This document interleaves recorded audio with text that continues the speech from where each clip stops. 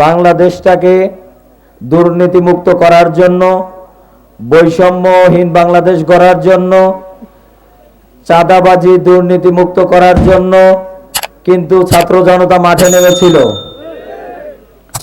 কিন্তু 5 আগস্ট পরবর্তী সময়ে আমরা লক্ষ্য করে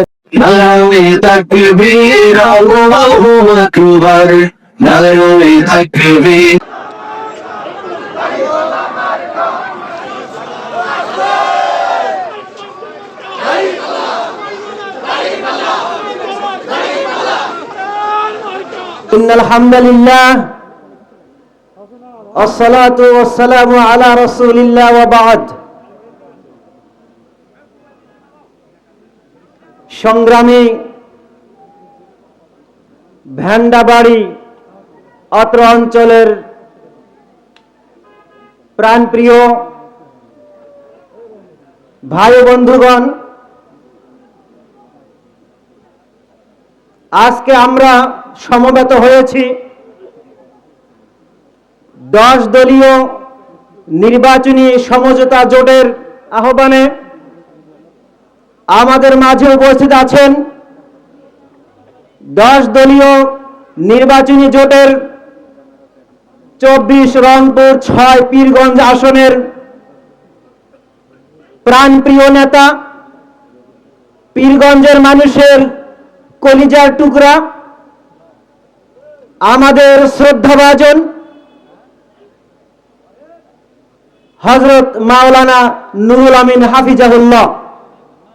মঞ্চে উপবিষ্ট আছেন জামায়াত ইসলামের পীরগঞ্জ উপজেলার বিভিন্ন পর্যায়ের নেতৃবৃন্দ, উপস্থিত আছেন বাংলাদেশ খেলাফত মজলিসের নেতৃবৃন্দ, উপস্থিত আছেন এনসিপির নেতৃবৃন্দ। আমার সামনে বসা অত্র ভ্যান্ডাবাড়ি অঞ্চলের প্রাণপ্রিয় ভাই বন্ধুগণ, সংগ্রামী ভাই বন্ধুগণ, বাংলাদেশ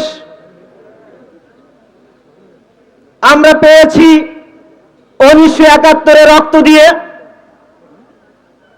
বাংলাদেশকে আমরা স্বাধীন করেছি 1971 রক্ত দিয়ে।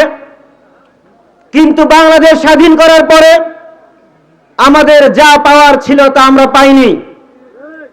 এজন্য বিগত 24 সালেও আমাদের রক্ত দিতে হয়েছে। 71-এ আমরা যেরকম ভুল করেছি 71-এর পরবর্তী সময়ে, 24-এর পরবর্তী সময়ে আমরা সে ভুল যদি করি, আবারও আমাদের মাথার উপরে স্বৈরাচার চাপিয়ে বসবে। সংগ্রামী ভাই বন্ধুগণ, আমি এতটুকু বলে আমার কথা শেষ করতে যাচ্ছি। আমার সবাইটুকু আমাদের শ্রদ্ধাভাজন অত্র পীরগঞ্জ আসনের 10 দলীয় জোটের প্রার্থী হযরত মাওলানা নুরুল আমিন হাফিজাহুল্লাহকে দিয়ে আমি শেষ করছি। আসসালামু আলাইকুম ওয়া রাহমাতুল্লাহ।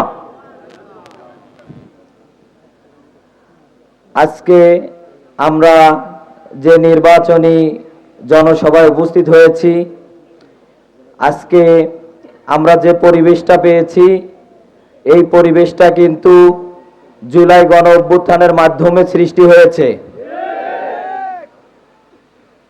জুলাই গণ অভ্যুত্থানে ছাত্র জনতা বাংলাদেশটাকে দুর্নীতিমুক্ত করার জন্য, বৈষম্যহীন বাংলাদেশ গড়ার জন্য, চাঁদাবাজি দুর্নীতিমুক্ত করার জন্য কিন্তু ছাত্র জনতা মাঠে নেমেছিল। কিন্তু 5 আগস্ট পরবর্তী সময়ে আমরা লক্ষ্য করেছি ছাত্র জনতা যে উদ্দেশ্য নিয়ে মাঠে নেমেছিল সেই উদ্দেশ্য কিন্তু অর্জন করতে পারেনি। মাঠে ঘাটে, বাজারে, বন্দরে, টেম্পো স্ট্যান্ডে, বাস স্ট্যান্ডে চাঁদাবাজি কিন্তু আমরা থামাতে পারিনি। আমাদের সামনে 12 তারিখ যে নির্বাচন অনুষ্ঠিত হচ্ছে, সেই নির্বাচনের মাধ্যমে, ব্যালট যুদ্ধের মাধ্যমে কিন্তু আমরা সেগুলো বন্ধ করতে পারবো। বন্ধ করতে পারবো কি না?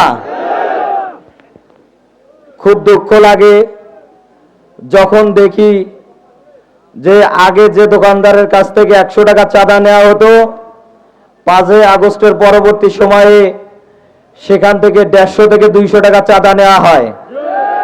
কেন নেওয়া হয়? যে আমরা 17 বছর খাইতে পারিনি, এখন আমরা বেশি করে খাবো। সুপ্রিয় উপস্থিতি, এই যে আমরা সুযোগটা পেয়েছি, আমরা এই সুযোগটাকে কি কাজে লাগাবো? শুধু আমরা কেন, আমরা এখানে যারা বসে আছি, আমরা সকলেই আজকে থেকে দায়িত্ব নিয়ে, আজকে 22 তারিখ, আজকে থেকে দায়িত্ব নিয়ে 12 তারিখ পর্যন্ত আমরা আমাদের যে প্রত্যেক দিন যে 24 ঘন্টা সময় আছে, 24 ঘন্টাকে আমরা প্রতি ঘন্টা, প্রতি মিনিট, প্রতি সেকেন্ডকে কাজে লাগাবো। আমরা প্রতি সেকেন্ডেই আমাদের যে 10 দলীয় প্রার্থী মাওলানা নুরুল আমিন হুজুর আছে, তার জন্য কাজ করে যাবো ইনশাআল্লাহ। আমি কাজ করব কিভাবে?